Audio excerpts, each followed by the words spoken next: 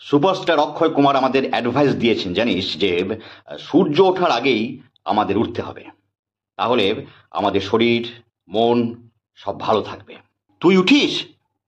হ্যাঁ, আমি উঠি তো। ওই সূর্য আমাদের ওই যে গুঁজা নিতে আসে তার ডাকি উঠে পড়ি 10টায়। অক্ষয় কুমার আরো বলেছেন যে ঘি ঘি আমাদের প্রত্যেককেই একটু করে খাওয়া উচিত। ঘি খেলে একটু একটু একটু ঘি খেলে আমাদের খুব একটা চর্বি বাড়ে না। তুই ঘি খাস? কি করে খাবো? কি করে খাবো? ও তো আর আমাদের ওই ডালদা মার্কা ঘি নয়, একবারে অরিজিনাল ঘি, 5,000 টাকা কেজি। কি করে খাবো? উনি আরো বলেছেন যে ডিনার আমাদের সন্ধ্যে 6:30টার মধ্যে করে নিতে হবে। এতে আমাদের শরীরে রোগ ব্যাধি কম হবে। ও, তুই তাহলে 6:30টার মধ্যে ডিনার করে ফেলিস? 6:30টার মধ্যে ডিনার?